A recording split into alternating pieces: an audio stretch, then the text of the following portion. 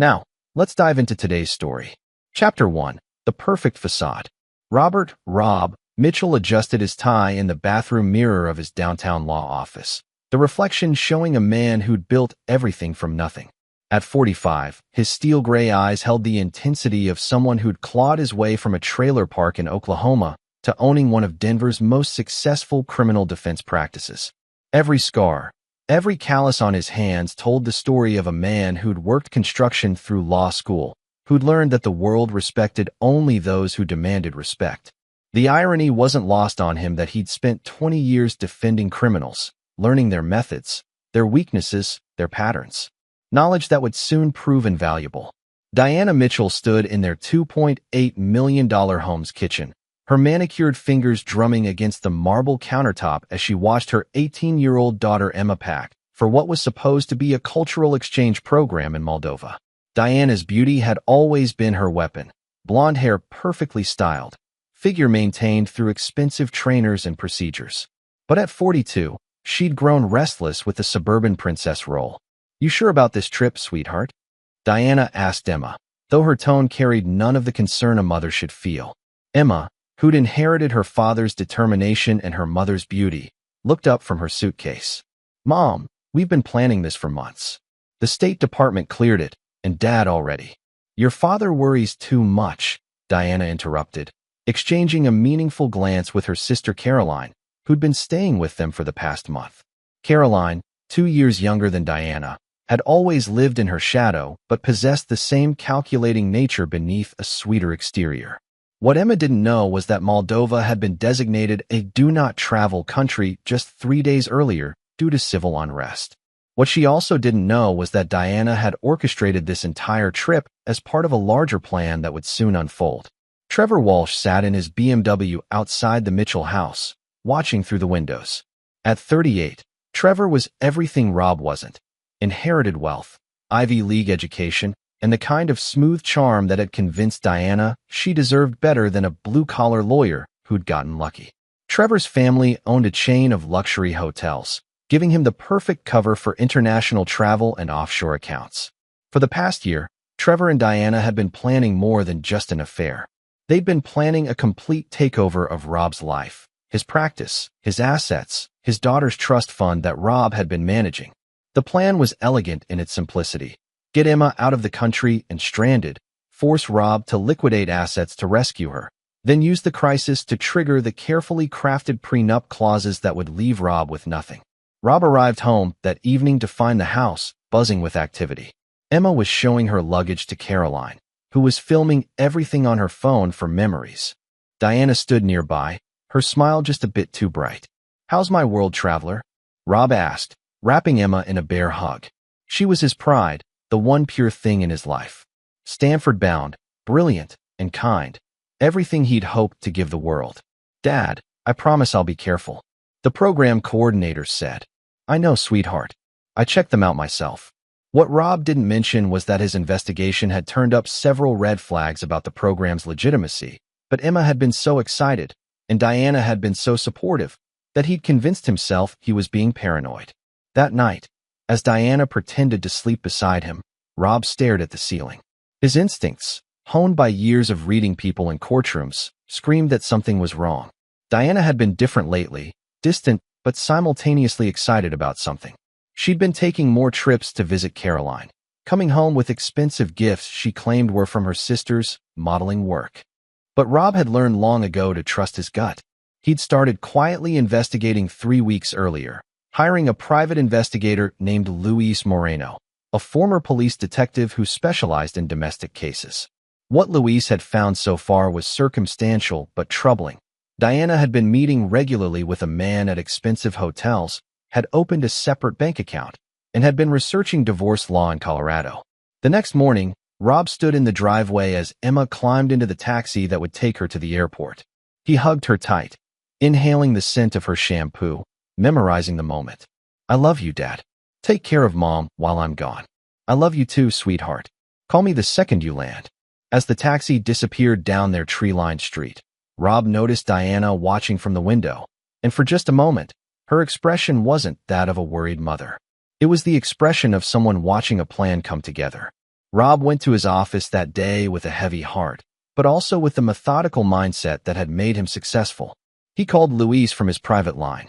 "I need you to accelerate the investigation. Something's happening, and I need to know what before it's too late. Rob, I've got some preliminary findings. You might want to sit down for this. Just tell me. Your wife's been in contact with Trevor Walsh for over a year.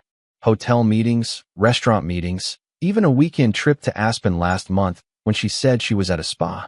But that's not the strangest part. Walsh has been asking questions about your daughter's trust fund, about your business assets, about your travel patterns. And Rob, Moldova just got put on the State Department's do not travel list yesterday." Rob's blood ran cold. "What did you just say? Your daughter's flying into a country that's basically under a travel ban. And your wife knew about it." Rob hung up the phone and stared out his office window at the Denver skyline. He'd built his reputation defending people who'd been cornered, who'd been betrayed, who'd had their backs against the wall. He knew exactly what cornered animals did when they finally realized the truth. They became predators. Chapter 2. The Trap Springs. Emma's phone call came at 2:47 a.m. Denver time. Rob was already awake, having spent the night researching Moldova's current political situation and growing more concerned by the hour. "Dad," Emma's voice was small, scared. "Something's really wrong here. The program coordinator never showed up at the airport, and the address they gave me doesn't exist. The embassy is closed because of some kind of emergency, and I can't find my passport." Rob's hand tightened on the phone. "What do you mean you can't find your passport?" "It's gone, Dad. I had it when I went through security in Denver, but when I got to Chisinau, it wasn't in my bag. The officials here are saying I can't leave without it, and the American consulate won't even answer their phones." While Rob was on the phone with Emma, Diana sat in the living room with Caroline, both of them listening to every word through the baby monitor they'd hidden in Rob's home office months earlier. Diana's face held a cold satisfaction. "Poor little Emma," Caroline said, her voice dripping with false sympathy. "Stranded in a foreign country, no money, no documents. Whatever will Daddy do?" Diana smiled, the expression transforming her beautiful face into something ugly. "He'll liquidate everything he can get his hands on. The retirement accounts, the business assets, maybe even sell his precious law practice. And when he does, our friend Trevor will be ready to help him make some very expensive mistakes." What Diana didn't know was that Rob had installed his own surveillance system in the house 6 months earlier, after his lawyer's instincts had started screaming warnings. Every word of their conversation was being recorded in a secure cloud server that only Rob could access. Rob spent the next hour on the phone with State Department officials, embassy staff, and anyone else who might help. The story was always the same.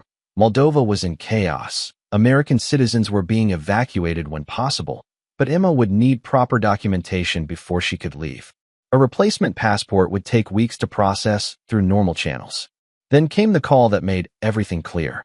"Mr. Mitchell, this is Trevor Walsh.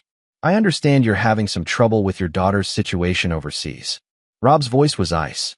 "How exactly do you know about my daughter?" "I have some contacts in international business. I might be able to help, for a fee. You see, I know people who can expedite certain processes. Get documents moved through channels that might otherwise take months. But time is money, and my contacts don't work for free." "What are you talking about?" "I'm talking about $3 million, transferred to an account I'll specify. In return, your daughter gets safely home within 48 hours. Consider it a business transaction." Rob felt the rage building in his chest, but his voice remained controlled. "And what makes you think I have access to that kind of money on short notice?" "Come now, Mr. Mitchell. You're a successful attorney with a thriving practice. I'm sure you can liquidate some assets, tap into some accounts. Your daughter's safety is worth whatever it costs, isn't it?" After hanging up, Rob sat in his office and began to see the entire picture. Emma's passport hadn't been lost. It had been stolen, probably by someone working with Trevor. The fake cultural exchange program had been designed to get her to Moldova just as the country became dangerous. And now Trevor was positioning himself as the only solution, demanding money that would conveniently bankrupt Rob and force him to sell his most valuable assets. The final piece of the puzzle came when Rob drove home and heard Diana on the phone in their bedroom. "That was hilarious," Diana was saying, her voice full of cruel amusement. "You should have seen her face when she realized the program was fake. standing there in the airport with nowhere to go. Caroline's laugh was equally cold. I still can't believe we pulled it off. Little Miss Perfect, stranded without a passport in a country that's falling apart. Daddy's going to have to choose between his money and his precious daughter. And when he chooses Emma, like we know he will, he'll lose everything else. The prenup kicks in if he liquidates more than 40% of his assets within a 6-month period. Trevor gets me. I get half of what's left, and Rob gets to start over from nothing. Rob stood in his hallway, listening to his wife and sister-in-law celebrate their daughter's terror and his impending destruction. The sound of their laughter would stay with him forever. But Diana and Caroline had made one crucial mistake. They'd assumed Rob would play by their rules, would take the path they'd laid out for him. They'd forgotten that he'd spent 20 years learning how criminals thought, how they planned, how they left themselves vulnerable. Rob didn't yell. He didn't confront them. He didn't make emotional threats or desperate pleas. Instead, he started making moves. The first call was to Luis Moreno. I need you to dig deeper into Trevor Walsh. Financial records, business dealings, anything illegal or questionable. Money no object. The second call was to a different contact, Marcus Reed, a former client who'd beaten murder charges on a technicality and who now ran certain types of businesses that operated in legal gray areas. Marcus owed Rob his life and freedom. I need a favor, Marcus. The kind that requires complete discretion and certain specialized skills. What do you need, counselor? I need a passport retrieved from someone who shouldn't have it. I need it done quietly, and I need the person who took it to understand they've made a very serious mistake. The third call was to his bank, where he began setting up certain financial instruments that would look like asset liquidation, but were actually sophisticated traps designed to catch anyone trying to steal from him. By morning, the pieces were in motion. Diana and Caroline woke up to find Rob already gone, having left a note saying he was at the office arranging Emma's rescue. They had no idea that police were already positioning themselves outside Trevor Walsh's luxury apartment, armed with warrants that Rob had helped arrange through his extensive contacts in law enforcement. They had no idea that Emma's passport was already being retrieved by people who specialized in that sort of thing. And they had no idea that their phone conversations, their meetings, their entire conspiracy had been documented in ways that would soon make their lives very, very complicated. Diana checked her phone and found a text from Trevor. Phase 2 starts today. By tonight, he'll be ruined. She smiled and showed it to Caroline. This is going to be even easier than we thought. Neither of them noticed the black SUVs that had been parked across the street since dawn. Chapter 3. Unraveling Truths. The phone rang at exactly 6 a.m., jolting Diana from sleep. Trevor's name flashed on the screen, but when she answered, his voice was tight with panic. They took everything, Diana. The FBI, the IRS, Homeland Security, they're calling it an international fraud investigation. They froze all my accounts, seized my computers, and they're saying something about money laundering and document forgery. Diana sat up in bed, her heart racing. What are you talking about? How could they? I don't know, but they keep asking about Emma Mitchell, about Moldova, about some passport scheme. Diana, they know about the plan. Across town, Rob stood in his office watching the news reports with grim satisfaction. The media was describing it as a major bust of an international document fraud ring that had been operating out of Denver's luxury hotel district. Trevor Walsh's name was prominently featured as the alleged ringleader. Luis Moreno sat across from Rob's desk, a thick file open in front of him. Your friend Marcus works fast. Emma's passport was recovered from a courier service Trevor had hired. The courier was very cooperative once Marcus's people explained the situation to him. Apparently, Trevor's been running a side business selling stolen American passports to the highest bidder. Emma's was just going to be another transaction. And the federal investigation? That was already in progress. Trevor's hotel business was a front for moving money for some very unsavory international clients. A few phone calls to the right people, a little information about his current activities, and suddenly his operation became a priority target. Sometimes criminals make it easy to catch them. Rob's phone buzzed with a text from Emma. Dad, the strangest thing happened. A man from the embassy showed up with my passport and said there was an emergency evacuation flight. I'm at the airport now. I'll be home tonight. What Emma didn't know was that Marcus Reed had contacts throughout Eastern Europe and that her emergency evacuation had been arranged through channels that existed outside normal diplomatic procedures. Back at the Mitchell house, Diana was pacing the kitchen while Caroline watched the news with growing horror. "They're calling Trevor a criminal mastermind," Caroline said, her voice shaking. "They're saying he stole passports, laundered money for terrorist organizations, ran fake travel programs to kidnap Americans overseas. Diana, what if they connect us to this?" Diana's phone rang again. This time it was her lawyer, Richard Koslow, a man she'd consulted secretly about divorce proceedings.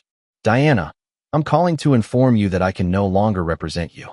I've been contacted by federal authorities about certain conversations we've had regarding your husband's assets and your daughter's travel arrangements. I need you to find new counsel immediately." The line went dead.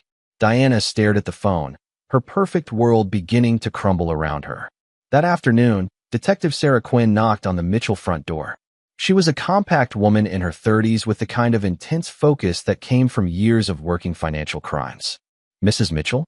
I'm Detective Quinn with the Denver Police Department. I need to ask you some questions about your relationship with Trevor Walsh and your daughter's recent travel to Moldova." Diana's hands shook as she led the detective into the living room where Caroline was still watching the news coverage. "I don't understand.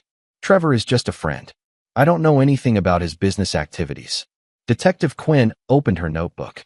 "Mrs. Mitchell, we have hotel records showing you met with Mr. Walsh over 30 times in the past year. We have bank records showing unusual financial activity in accounts connected to you. And we have recorded conversations discussing your daughter's travel arrangements and your husband's financial assets." Caroline spoke up, her voice high and nervous. "Recorded conversations? That's impossible. We never." "Mrs. Parker," Detective Quinn turned to Caroline. "We're aware of your involvement as well. In fact, we have video evidence of you filming Emma Mitchell packing for her trip, which you then sent to Mr. Walsh's associates in Moldova." Diana felt the room spinning. "I want a lawyer." "That's your right, Mrs. Mitchell.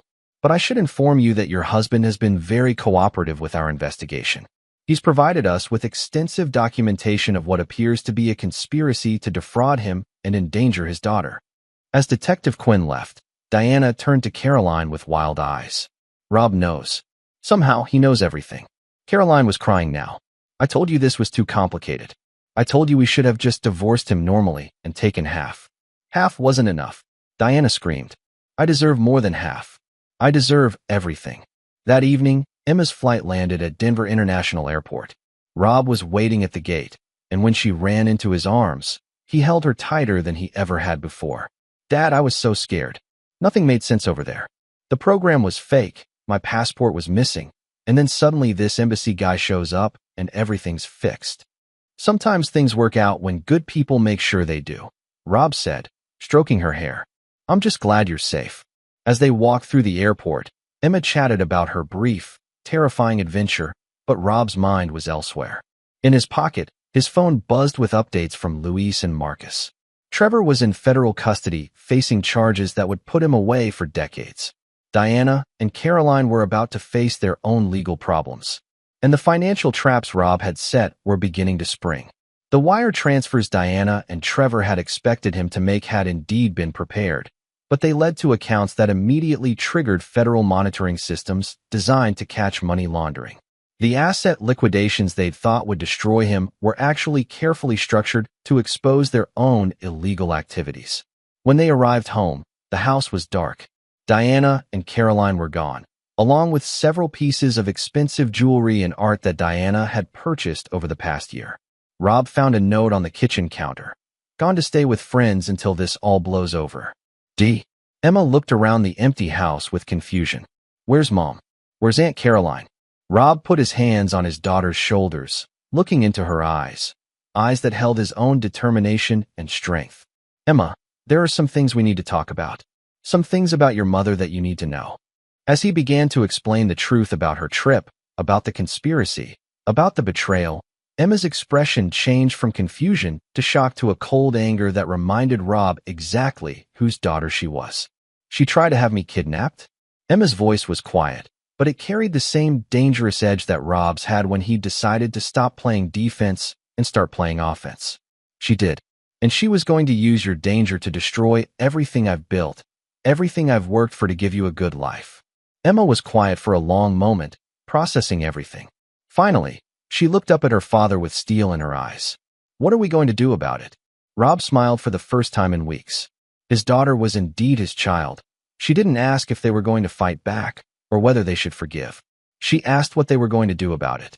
We're going to make sure she faces the consequences of every choice she's made, Rob said. And we're going to make sure she never has the chance to hurt either of us again. As father and daughter sat in their kitchen making plans, neither of them knew that Diana was sitting in a cheap motel room across town, watching news reports about Trevor's arrest and realizing that her carefully planned new life had just turned into a nightmare. The game was just beginning. Chapter 4, The Web Titans. Diana stared at the stack of legal documents that had been served to her at the comfort inn where she and Caroline had been hiding for 3 days. Federal conspiracy charges, state fraud charges, child endangerment charges. The list seemed endless. How did this happen so fast? Caroline whispered, her designer clothes wrinkled from sleeping in a cheap motel bed. 3 days ago, we were winning. Diana's phone buzzed with a call from her new lawyer, Amanda Foster, a public defender who specialized in criminal cases since no private attorney would take her case. Diana, we need to talk. The evidence against you is extensive. They have recordings, financial records, witness testimony, and something called cooperative testimony from your husband. They're offering a plea deal, but it's not good. What kind of deal? 20 years, minimum security, if you testify against Trevor Walsh and provide information about the international passport ring. Diana's hands shook. 20 years? For what? I never sold any passports. No, but you conspired to steal one. You participated in an international fraud scheme. You engaged in child endangerment. And there's something else. The IRS is claiming you owe over $400,000 in taxes on income you never reported from your meetings with Trevor. After hanging up, Diana turned to Caroline with desperate eyes. We have to talk to Rob. We have to make him understand that this was all Trevor's idea. Caroline was crying again. Diana, I don't think Rob is the same man who left for work 4 days ago. I think we woke up something we shouldn't have. Across town, Rob sat in his office with Emma, Louise, and a new addition to their team, Catherine Walsh, Trevor's ex-wife, who had driven up from Colorado Springs the moment she heard about his arrest. Catherine was an elegant woman in her early 40s, with the kind of quiet strength that came from surviving a marriage to a sociopath. Trevor destroyed my life systematically for 10 years, she told them. He's a master manipulator who preys on women who think they deserve better than what they have. Diana isn't his first victim, and she wouldn't have been his last. Emma leaned forward. What do you mean, not his first victim? Trevor has done this before. 3 times that I know of. He finds married women with wealthy husbands, convinces them they're settling for less than they deserve, then creates elaborate schemes to help them destroy their husbands financially. He usually targets men who built their wealth from nothing, because they're easier to make look like they're hiding assets. Louise opened a file. Catherine's been helping us understand Trevor's pattern. He did this to a surgeon in Phoenix 2 years ago. The wife thought she was going to run away with Trevor and live in luxury, but after she helped him bankrupt her husband, Trevor disappeared with all the money and left her facing federal charges. Rob's expression was granite. What happened to her? She's serving 15 years in federal prison. Her husband divorced her, kept custody of their kids, and rebuilt his practice. He's remarried now, happier than he's ever been. Emma stood up and walked to the window. So Mom was just another mark. She thought she was special, but she was just another victim for Trevor to use and discard. Catherine nodded. The pattern is always the same. Trevor makes them feel like they're criminal masterminds, like they're the smart ones who figured out how to beat the system. But really, they're just the fall guys. When everything collapses, Trevor has already moved his money offshore and has a new identity ready. Except this time he didn't get away, Rob said with cold satisfaction. No, this time someone fought back before Trevor could complete his exit strategy. That afternoon, Rob's phone rang. Diana's name appeared on the screen. Rob, please, we need to talk. I know how this looks, but you have to understand. I understand perfectly, Diana. You conspired with a criminal to kidnap our daughter and steal everything I've worked for. You're not a victim, you're a co-conspirator. It wasn't supposed to go this far. Trevor said Emma would just be delayed for a few days, that she'd be safe, that you'd just have to pay some money. Diana, Emma was stranded in a war zone without documentation. Do you have any idea what could have happened to her? Do you understand that 18-year-old American girls disappear in places like that and are never seen again? There was silence on the other end of the line. I want to make a deal, Diana said finally. You have nothing I want. I have information about Trevor's other operations. I know about his offshore accounts, his real estate holdings, his other victims. I can help you make sure he never gets out of prison. Rob was quiet for a moment. Meet me at Rosenberg and Associates tomorrow at 2 p.m. Bring Caroline. Bring your lawyer. And Diana. Yes. If you try to run, if you try to hide assets, if you try to contact Trevor or any of his associates, I will make sure you face the maximum penalty for every charge they can bring against you. The only reason you're not in federal custody right now is because I asked them to wait. Don't make me regret that decision.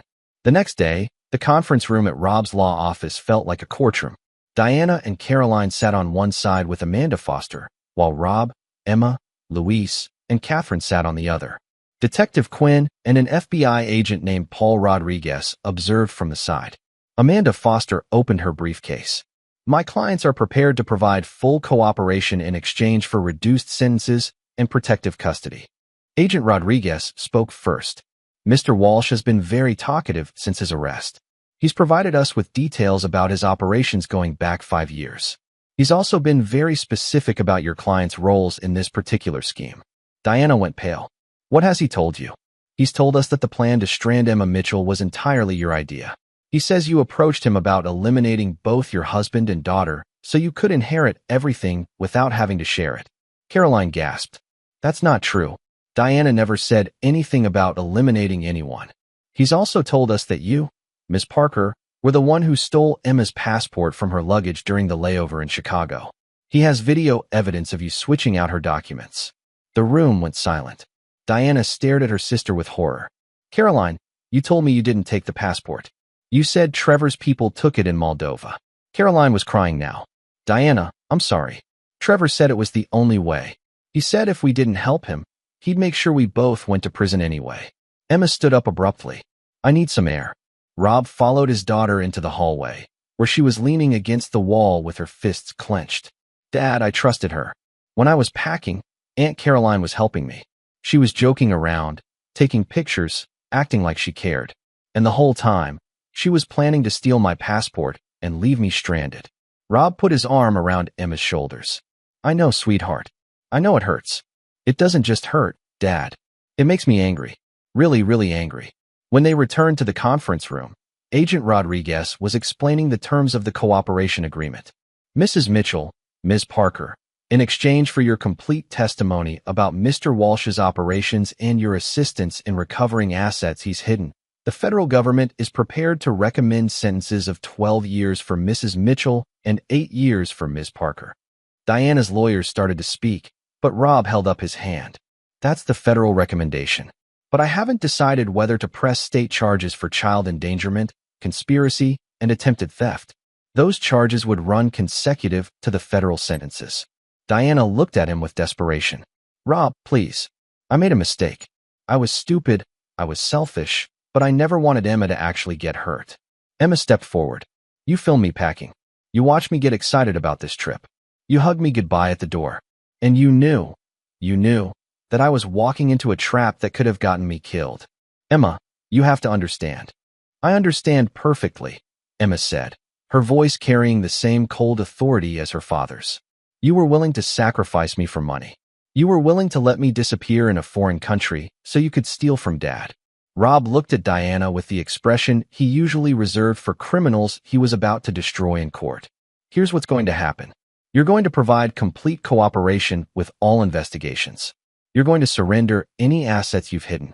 You're going to serve whatever sentence the court gives you. And when you get out, you're going to stay away from Emma and me for the rest of your life. And if I don't, then I'll make sure you face every charge possible, federal and state, and I'll use every resource I have to make sure you serve the maximum sentence in the worst possible conditions. Diana stared at him, finally understanding that the man she'd married, the man she'd thought she could manipulate and destroy, was someone she'd never really known at all. You've changed, Rob. You're not the man I married. Rob's smile was ice cold. You're right. The man you married would have tried to forgive you, would have tried to work things out, would have put family first. But that man died when I heard you laughing about our daughter's terror. What you're dealing with now is someone who learned a long time ago that the world is full of predators, and the only way to deal with predators is to be a bigger predator. As Diana and Caroline were led away by federal marshals, Rob and Emma stood together in the parking lot. Is it over, Dad? Not yet, sweetheart. But we're going to make sure it ends the right way. Emma nodded, her jaw set with determination. What's next? Rob looked at his daughter, brilliant, strong, and now educated in the harsh realities of the world, and felt proud of who she was becoming. Next, we make sure Trevor Walsh never hurts another family. Chapter 5. The Hunter Becomes Hunted. Trevor Walsh sat in his federal holding cell, confident that his cooperation with the FBI would earn him a reduced sentence and eventual freedom. He'd played this game before, and he knew the system well enough to navigate it. What he didn't know was that Rob Mitchell had spent the past week systematically destroying every escape route Trevor had ever created. Marcus Reed sat across from Rob in a private booth at an upscale steakhouse, sliding a thick envelope across the table. Your boy Trevor's been busy. 12 offshore accounts, properties in 6 countries, and a network of forged identities going back a decade. But here's the interesting part. He's been skimming from his own clients. Rob opened the envelope, studying photographs and financial documents. What kind of clients? The kind that don't like being stolen from. Arms dealers, human traffickers, drug cartels. Trevor's been using their money to fund his little romance scams, thinking they'd never find out. But people talk in prison, and some of Trevor's former business partners are getting very interested in where their money went. Emma looked up from her laptop, where she'd been researching international law. Dad, Trevor's cooperation deal requires him to give testimony about his offshore accounts. If he admits to having them, won't that expose his theft from these other criminals? Rob smiled grimly. That's exactly what it will do. Meanwhile, Diana was learning that federal prison wasn't like the minimum security facilities she'd imagined. Her cellmate was a woman named Rosa Gutierrez, who'd been convicted of running a multi-million-dollar identity theft ring and who had very specific opinions about women who endangered children. So you helped some man kidnap your own daughter? Rosa asked, her voice carrying the tone of someone who'd grown up on streets where family loyalty was everything. It wasn't kidnapping. It was just, I never thought she'd really be in danger. Rosa's laugh was harsh. Lady, I've done a lot of bad things in my life, but I never once did anything that would put my kids at risk. You know what happens to people like you in here? Diana was about to find out. Word spread quickly through the women's facility that one of the new inmates had betrayed her own child for money. Women who'd fought gang wars, who'd killed people, who'd committed every crime imaginable, still had one unbreakable rule. You protect children, especially your own. By the end of her first week, Diana had been attacked twice, had her commissary account drained by other inmates, and had been informed by the guards that she was being moved to protective custody for her own safety. Caroline's experience in the minimum security facility was different, but equally devastating. The other white-collar criminals she was housed with included several women who'd been victims of financial predators like Trevor. When they learned that Caroline had helped target a fellow mother's daughter, they made her life systematically miserable in ways that guards couldn't prevent or punish. Back in Denver, Rob received a call from Agent Rodriguez. Mitchell, we have a problem. Walsh is refusing to cooperate unless we guarantee him witness protection and relocation after his sentence. What's he afraid of? Apparently, word has gotten out about his cooperation deal. Some of his former clients have put a bounty on him. He's claiming he needs protection to testify. Rob's expression was predatory. Agent Rodriguez, I may have a solution to your problem. I'm listening. What if Trevor Walsh decided that cooperation wasn't in his best interest after all? What if he withdrew his plea deal and decided to take his chances at trial? That would be a disaster for our case.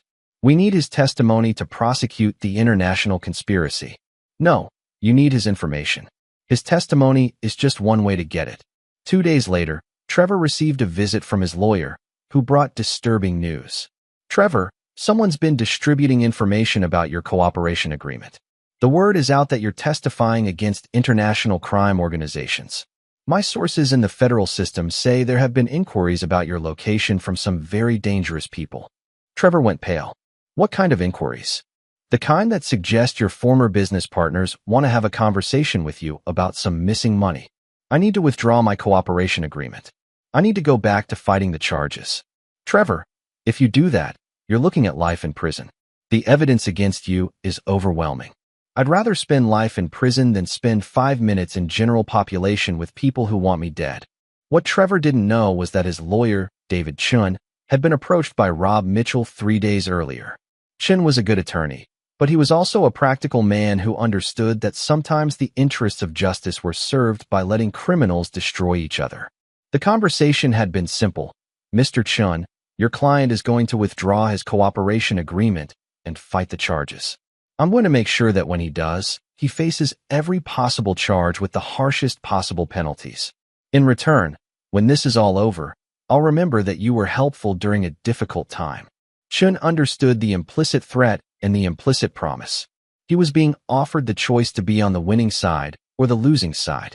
When Trevor withdrew his cooperation agreement, the federal prosecutors were furious, but they had enough evidence to proceed without him. More importantly, they now had no obligation to protect him. Emma sat in her father's office, watching news coverage of Trevor's legal maneuvering. Dad, won't this make it harder to convict him? No, sweetheart. It will make it harder for him to survive his conviction. What do you mean? Trevor Walsh has been stealing from some very dangerous people for years. The only thing keeping him alive was his cooperation deal with the FBI. Now that he's withdrawn that cooperation, he's just another federal prisoner who owes money to people who don't forgive debts. Emma was quiet for a moment. Are you saying he's going to be killed in prison? I'm saying that people who betray their families, who endanger children, who build their lives on destroying others, eventually face consequences for their choices. Sometimes those consequences come from the legal system. Sometimes they come from other sources. And you're okay with that? Rob looked at his daughter with the expression of a man who'd learned that the world was not a place where good intentions mattered as much as results.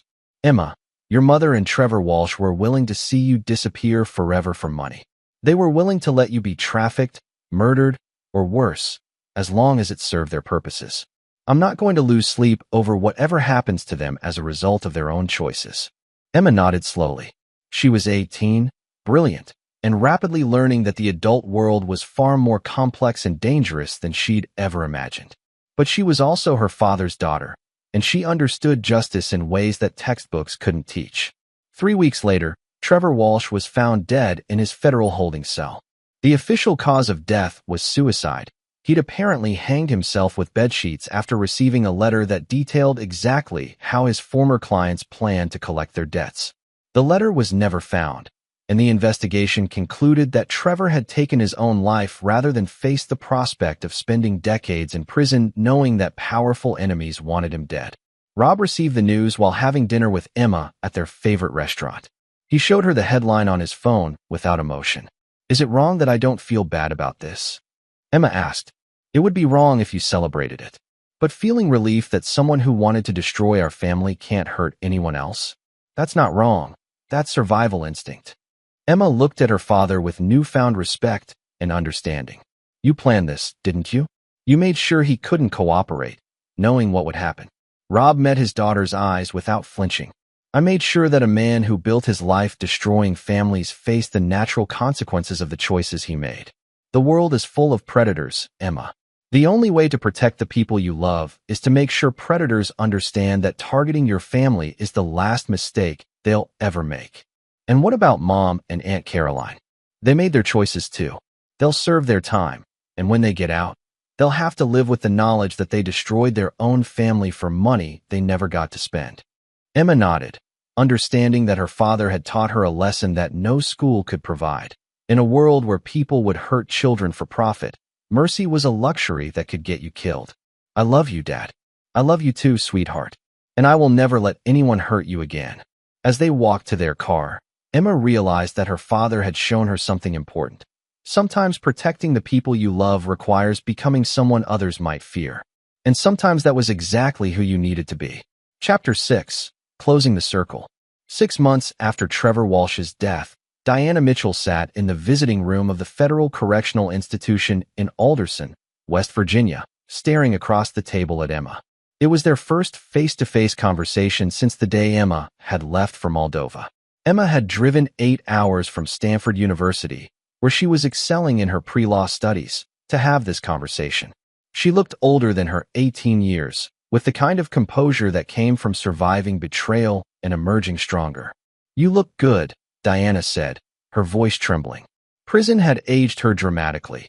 Her blonde hair was now showing gray roots, and the expensive skin treatments that had kept her looking young were a distant memory. "Thank you," Emma replied politely. "How are you adjusting to this?" Diana gestured around the visiting room with bitter irony. "How do you think? I went from a $2.8 million house to sharing a cell with a woman who killed her drug dealer boyfriend. I went from country club lunches to commissary food and lockdown drills." Emma's expression remained neutral. "That must be difficult. Emma, you have to understand, I never wanted you to get hurt. I thought Trevor had everything planned out perfectly. I thought you'd just be delayed for a few days, maybe scared a little, and then everything would work out."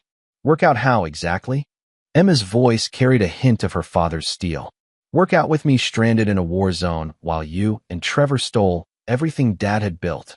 Diana's composure cracked. "We weren't stealing. We were taking what I deserved. Do you have any idea what it's like to be married to a man who thinks he's better than you because he grew up poor and had to work for everything? Your father made me feel small every day of our marriage." Emma leaned forward. "Dad never made you feel small, Mom. He made you feel like you had to work for things instead of just taking them. There's a difference. You don't understand. You've always been Daddy's little girl. You never saw how he looked at me, like I was just some pretty accessory he'd acquired along with his success. Is that why you were willing to sacrifice me? Because you felt underappreciated?" Diana was crying now. "It wasn't supposed to happen like that. Trevor said he had people in Moldova who would make sure you were safe, who would just hold on to your passport for a few days while your father liquidated some assets. You were never supposed to be in real danger." Emma's laugh was cold, eerily reminiscent of her father's. "Mom, do you understand what Moldova is like right now? Do you know what happens to young American women who disappear in countries like that? I could have been trafficked, murdered, or worse. And you thought that was an acceptable risk for money. You thought wrong. About everything." Emma stood up. "I came here to see if there was anything left of the mother I used to love. If there was any part of you that regretted what you did to your own daughter." Diana looked up with desperate hope. "Emma, I do regret it. I regret everything. I made terrible mistakes, but I'm still your mother. We can rebuild our relationship. When I get out. When you get out in 10 years, I'll be 28 years old. I'll probably be married, maybe have children of my own. And I will never, ever let you near my family." Diana's face went white. "You can't mean that." "I mean it completely. You violated the most fundamental trust that exists, the trust between a mother and child. You chose money over my safety, your greed over my life. There's no coming back from that." Emma gathered her purse and stood to leave, then paused and looked back at her mother one last time. "You know what the saddest part is? Dad would have given you anything you wanted if you just asked. He loved you enough to trust you with his daughter's life, with his life's work, with everything he cared about. And you threw it all away for a fantasy of easy money with a criminal who saw you as nothing more than another mark." As Emma walked toward the exit, Diana called after her. "Emma, please. I'm your mother." Emma stopped and turned around, her expression showing a mixture of sadness and finality. "No, you're not. My mother died the day she decided I was expendable." Meanwhile, Caroline Parker was discovering that minimum security prison was its own kind of hell. Unlike Diana, who was dealing with violent criminals who had their own twisted code of honor, Caroline was surrounded by white-collar criminals who understood exactly what she'd done and found it personally offensive. Her cellmate, Patricia Vance, was a former financial advisor who'd been convicted of embezzling from elderly clients. Even she was disgusted by Caroline's role in the conspiracy. "At least I stole from strangers," Patricia said one evening as they prepared for lights out. "You helped destroy your own family, your own niece. What kind of person does that?" Caroline had been asking herself the same question for months. The answer was becoming increasingly clear: the kind of person who'd always lived in her sister's shadow, who'd always felt like she deserved more than she'd earned, who'd been willing to do anything to finally be the important one in someone's plan. She'd received one letter from Diana since they'd been incarcerated, full of self-pity and blame for everyone except themselves. Caroline had thrown it away without finishing it. She was beginning to understand that her sister had used her just as ruthlessly as Trevor had used them both. Back in Denver, Rob was building a new life with Emma. He'd sold the house where Diana had betrayed their family and bought a smaller, more secure home in a neighborhood where his legal reputation ensured their privacy. Emma split her time between Stanford and Denver, excelling in her studies while also learning practical lessons about law, justice, and survival that no classroom could provide. Luis Moreno had become something more than an investigator for Rob. He'd become a trusted advisor who helped Rob understand the ongoing threats to their security. Some of Trevor's former associates were still unaccounted for, and some of Diana's family members had made noises about appealing her conviction. "Your ex-wife's mother has been calling reporters," Luis reported during one of their weekly meetings. "She's claiming Diana was coerced by Trevor, that she's really a victim who was manipulated into betraying her family." Rob's expression darkened. Eleanor has always enabled Diana's worst impulses. What's she hoping to accomplish? Probably trying to build public sympathy for an appeal. Maybe hoping to pressure you into providing a character reference for Diana's sentencing hearing. That's not going to happen. Emma looked up from her law books. "Actually, Dad, maybe it should." Rob and Luis both stared at her. "What do you mean?" "I mean, maybe you should testify at Mom's sentencing hearing. Not to help her, but to make sure the judge understands exactly what she did and why she deserves the maximum sentence." Rob considered this. "You want me to make a victim impact statement? I want you to make sure everyone understands that this wasn't a crime of passion or a moment of weakness. This was a calculated, long-term conspiracy to destroy our family. The court needs to hear that from you." 3 weeks later, Rob stood in a federal courtroom and delivered a victim impact statement that left the gallery silent and the defendant in tears. "Your Honor, Diana Mitchell didn't just commit fraud or conspiracy. She committed the ultimate betrayal of the sacred trust between parent and child. She looked at our 18-year-old daughter and decided that her life was an acceptable risk for financial gain. She collaborated with a career criminal to abandon Emma in a dangerous foreign country without documentation, knowing that young American women disappear in such places and are never seen again." Rob's voice was steady, controlled, but carried an undercurrent of barely contained fury. "Emma is alive today not because of anything her mother did to protect her, but despite everything her mother did to put her in danger. The defendant has shown no genuine remorse, no real understanding of the magnitude of her betrayal, and no recognition that she destroyed her own family for money she never even received." He turned to look directly at Diana, who was crying silently at the defendant's table. "I ask this court to consider not just the financial crimes Diana committed, but the fundamental violation of human trust. This is a woman who was willing to sacrifice her own child for profit. If she's capable of that, she's capable of anything." The judge sentenced Diana to the maximum recommended term, 15 years in federal prison, with no possibility of parole before serving at least 10 years. Caroline received 8 years, also with no early parole. As they left the courthouse, Emma walked beside her father with quiet satisfaction. "Do you think they'll ever understand what they really did?" she asked. "I don't think they're capable of understanding," Rob replied. "They'll spend their prison time feeling sorry for themselves and blaming everyone else for their choices. But understanding? That requires a level of self-awareness they've never shown. And what about us? What do we do now?" Rob put his arm around his daughter's shoulders. "Now we live well. We build something good. We make sure that what they tried to destroy becomes stronger than it ever was before." Emma smiled. "I like that plan." As they drove home, both father and daughter understood that they'd learned lessons about trust, betrayal, and survival that would serve them for the rest of their lives. They discovered that family wasn't just about blood relations. It was about people who would protect each other no matter what. They'd also learned that some betrayals were unforgivable, and that mercy given to people who would destroy children was just another form of enabling evil. Most importantly, they learned that when predators target your family, the only appropriate response is to make sure they never get the chance to target anyone else. Rob Mitchell had kept his promise. He'd never forgiven, never forgotten, and never allowed the people who betrayed his family to escape the consequences of their choices. And Emma Mitchell had learned the most valuable lesson of all. Sometimes protecting the people you love requires becoming someone others might fear. It was a lesson she would carry with her into law school, into her career, and into the family she would someday build.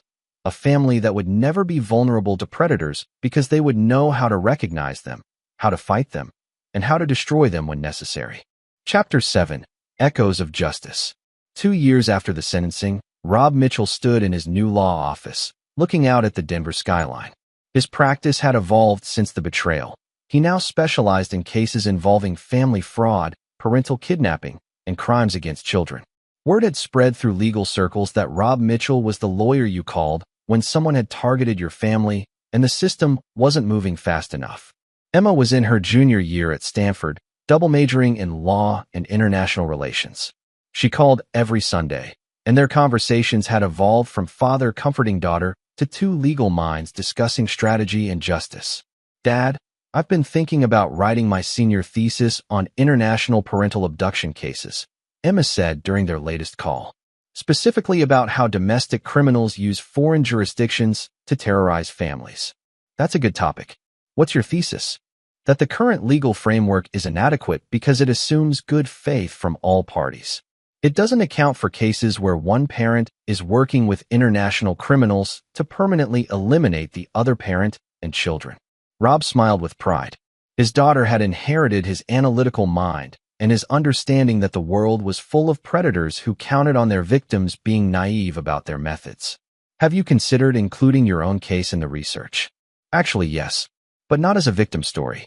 As a case study in how families can fight back when traditional law enforcement isn't enough." That afternoon, Rob received an unexpected visitor. Detective Sarah Quinn knocked on his office door, carrying a thick file. "Mr. Mitchell, I wanted to update you on something we've discovered about Trevor Walsh's network." Rob gestured for her to sit down. "I thought that case was closed when Trevor died." "The Trevor Walsh case is closed, but his network was bigger than we realized. We've been tracking his associates for the past 2 years, and we've uncovered something disturbing." Detective Quinn opened her file and spread out photographs and documents. Trevor wasn't just running romance scams. He was part of an international ring that specialized in what they called family dissolution services. They would target wealthy families, corrupt one family member, create a crisis that forced the family to liquidate assets, then disappear with the money while leaving the corrupted family member to face the legal consequences. Rob studied the documents with growing anger. How many families? At least 17 over the past 5 years. Successful businessmen, doctors, lawyers, all targeted through their wives or adult children. The pattern was always the same. Create a fake crisis involving travel, force rapid liquidation of assets, then vanish while the corrupted family member faced fraud charges. And let me guess, Trevor's associates are still operating.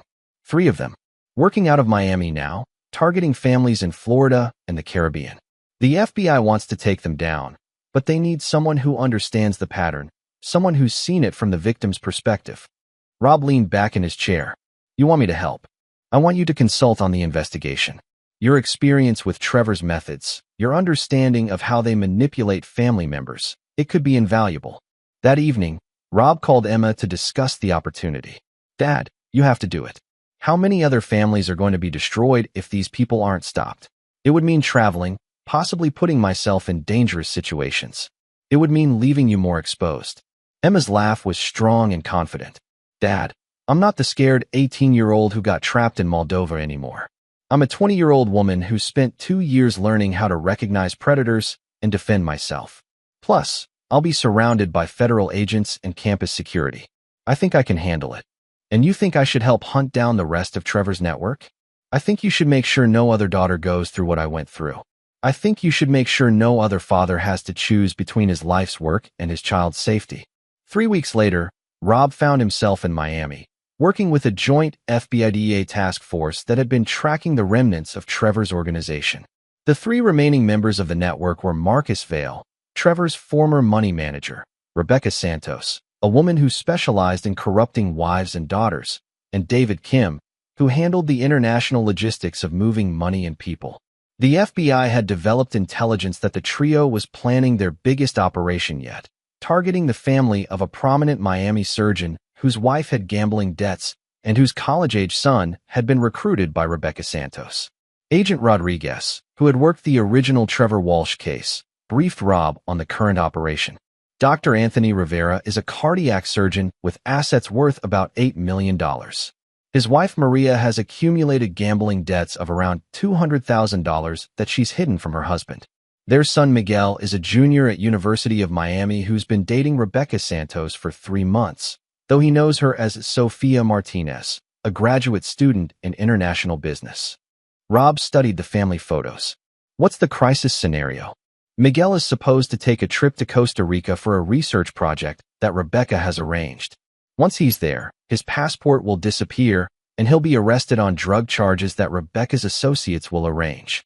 Maria will then approach her husband about liquidating assets to pay for Miguel's legal defense and rescue.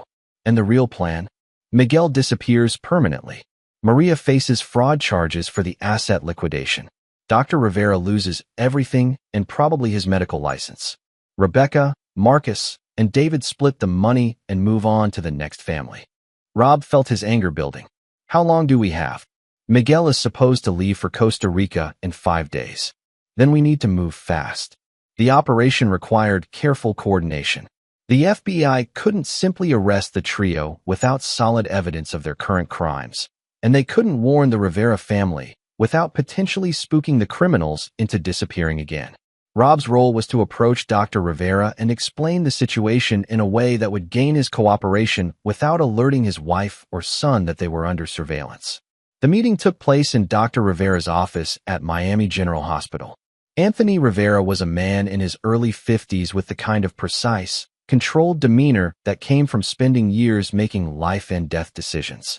Dr. Rivera, I'm going to tell you something that will be difficult to hear, but I need you to understand that your family is in immediate danger.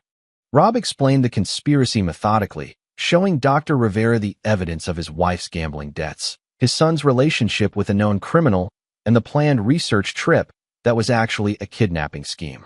Dr. Rivera listened with growing horror and anger. You're telling me my wife has been lying to me for months, and my son is dating a woman who plans to have him murdered? I'm telling you that your family has been targeted by professional criminals who have done this to 17 other families. The good news is that we can stop them. The bad news is that it will require you to make some very difficult choices about your wife and son. What kind of choices? Your wife will have to confess her gambling addiction and her role in this conspiracy. Your son will have to cooperate with federal agents to gather evidence against Rebecca Santos. And you'll have to be prepared for the possibility that your family may never be the same after this. Dr. Rivera was quiet for a long moment. Mr. Mitchell, if I don't cooperate, what happens to Miguel? He disappears in Costa Rica and is never seen again. And if I do cooperate, your son lives, the criminals go to prison, and your family has a chance to rebuild based on truth instead of lies. That's not really a choice, is it? No, it's not. The next 4 days were a careful orchestration of surveillance, wire recordings, and controlled interactions. Miguel Rivera, once he understood that his girlfriend was actually a criminal planning his murder, agreed to wear recording devices during his meetings with Rebecca Santos. Maria Rivera, faced with evidence of her gambling addiction and the threat to her son's life, broke down and confessed everything to federal agents. The recordings Miguel obtained were devastating. Rebecca Santos, thinking she was talking to a naive college student, detailed the entire plan, including Miguel's planned murder, the false drug charges, and how his parents would be manipulated into liquidating their assets. On the 5th day, as Miguel was supposed to board his flight to Costa Rica, federal agents instead arrested Rebecca Santos, Marcus Vale, and David Kim in coordinated raids across Miami.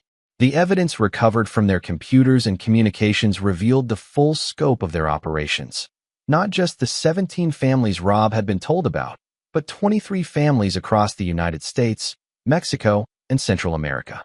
The network had been responsible for at least 12 murders, including several children who had been eliminated when their parents couldn't or wouldn't liquidate sufficient assets. Rob stood in the FBI field office, watching as the 3 criminals were processed for booking. Agent Rodriguez joined him at the observation window. You did good work, Mitchell. These 3 would have destroyed the Rivera family and moved on to the next target. Now they'll spend the rest of their lives in federal prison. How many other networks like this are operating? We don't know, but we've learned something important from this operation. Having someone who survived this kind of attack Someone who understands how they think and operate makes all the difference in stopping them. That evening, Rob called Emma from his hotel room to update her on the arrests. "Dad, I'm proud of you. You turned what happened to our family into something that protected other families. We turned it into something protective, sweetheart. This was always about making sure other people don't go through what we went through. Have you heard from Mom or Aunt Caroline lately?" Rob's expression hardened. "Your Aunt Caroline sent a letter last month asking for money for commissary expenses.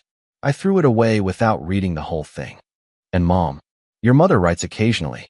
The letters are always the same. Self-pity, blame for everyone else. Claims that she's found God or found therapy or found some other excuse for what she did.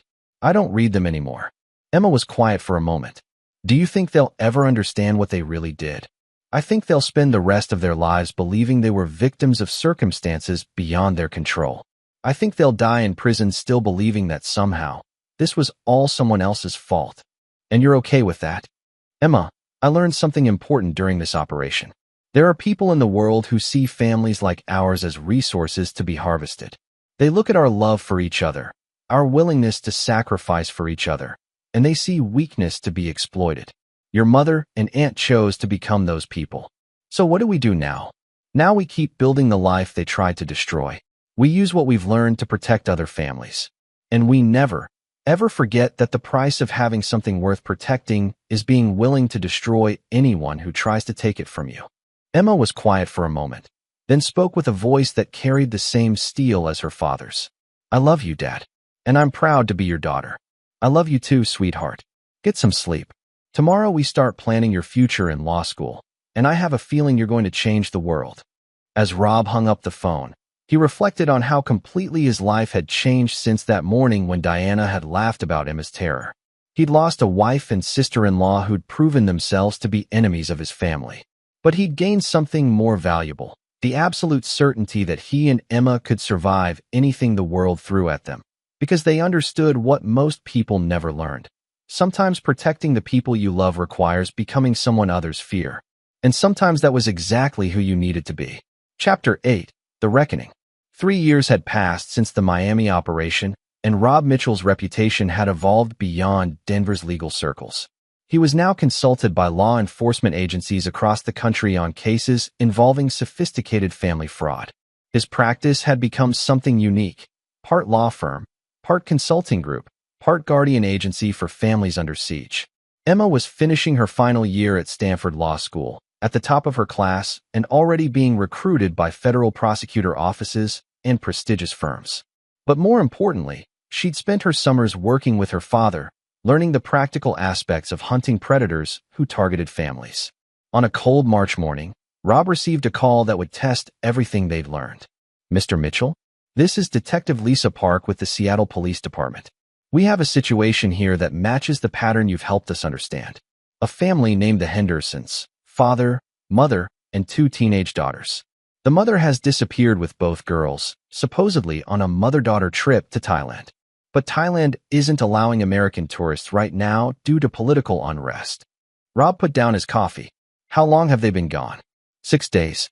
The father, James Henderson, is frantic. He's a software executive worth about $15 million. We found evidence that his wife Linda had been meeting with a man who matches the description of Marcus Vail. Detective Park, Marcus Vail, is in federal prison.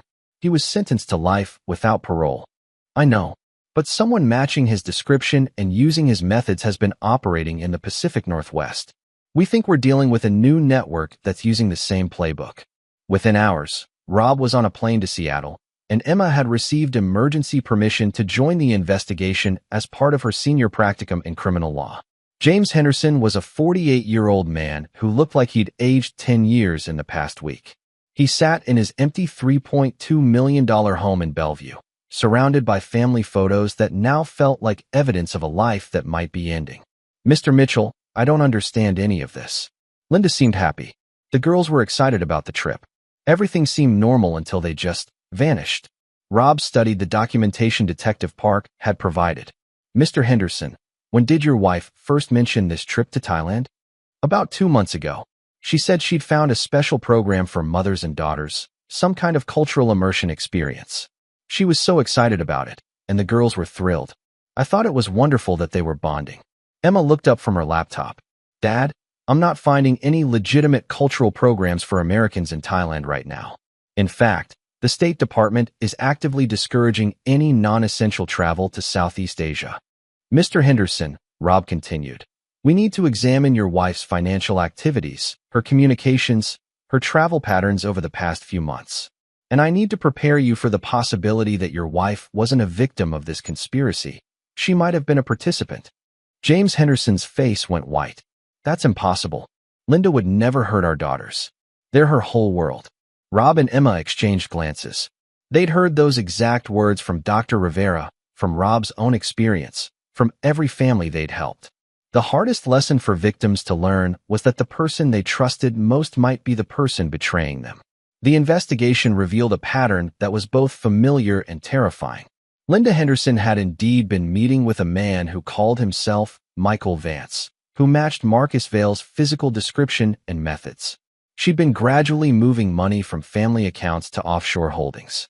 She'd been researching her husband's business assets and their daughter's educational trust funds. But this case had a twist that chilled Rob to his core. Detective Park, Emma said, looking up from financial records they'd obtained, Linda Henderson didn't just liquidate money.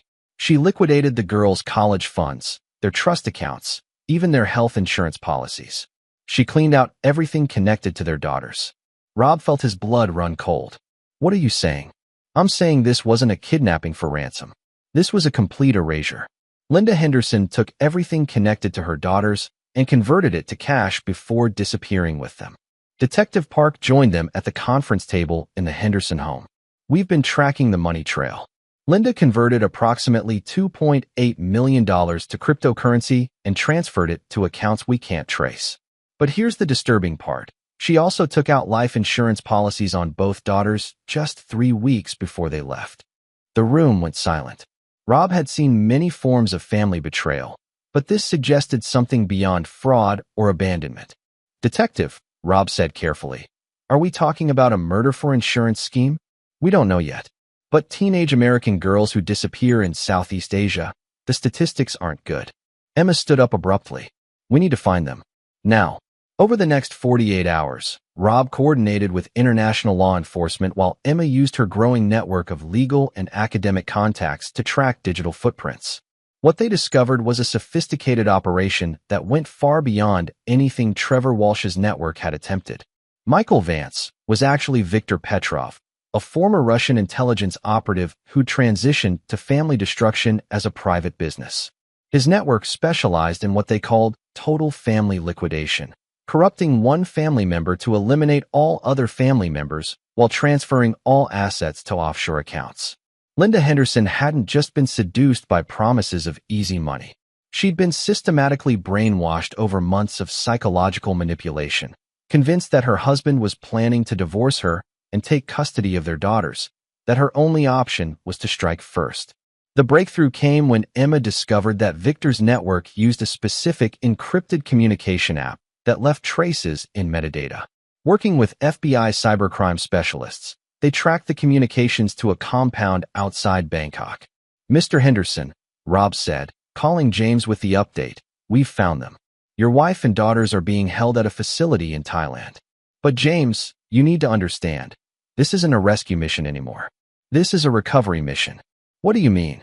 I mean your wife may no longer be psychologically capable of recognizing that she's put your daughters in danger. She may actively resist rescue attempts because she's been convinced that you're the threat. The international operation required coordination between the FBI, Thai authorities, and private security contractors that Rob had worked with on previous cases. Marcus Reed, Rob's contact for situations that required extra-legal solutions, flew to Bangkok with a team of specialists.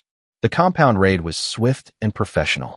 They found Linda Henderson and her daughters in what appeared to be a comfortable living situation, until they realized that the girls were being kept drugged and compliant, while Linda was being systematically reprogrammed to see their eventual elimination as a mercy killing.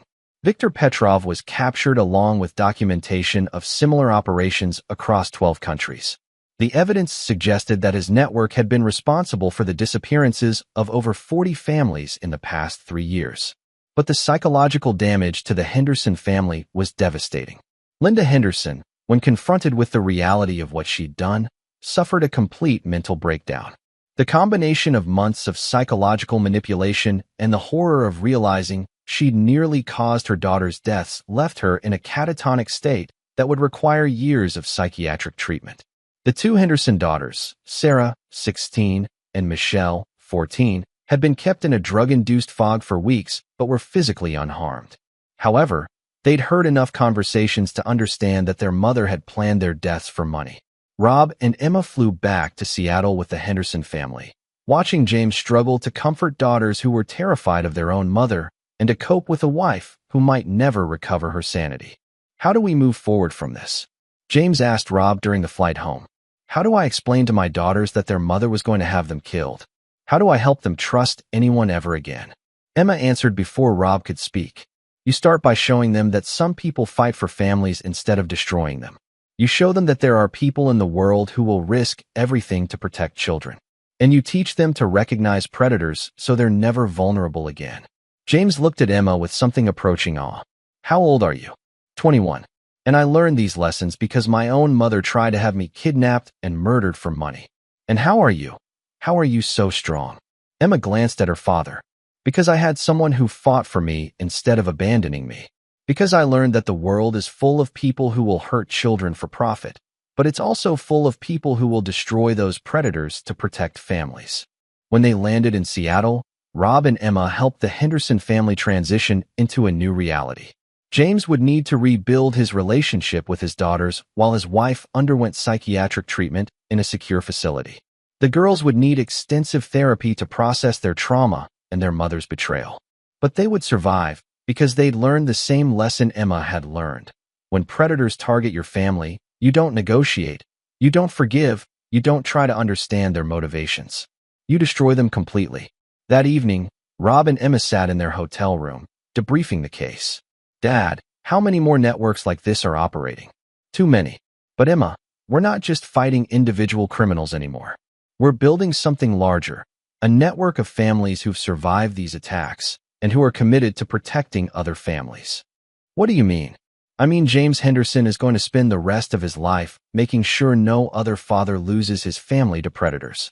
Dr. Rivera is funding international operations to hunt down these networks.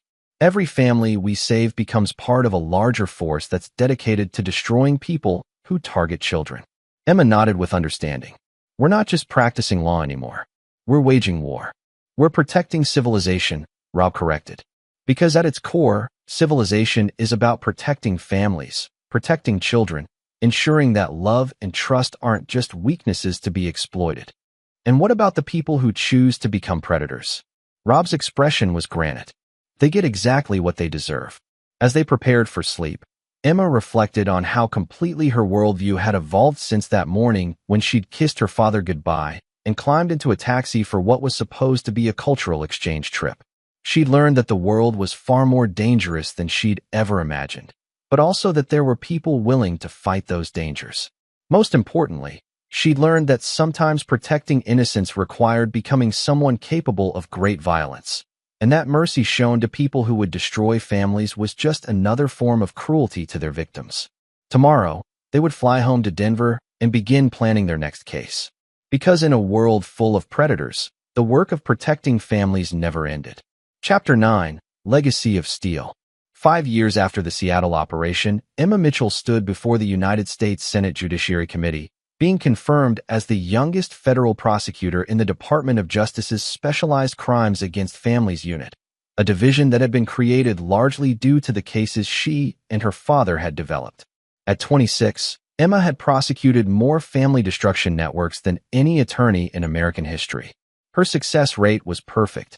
Every predator she'd hunted had been convicted and sentenced to life in prison without possibility of parole.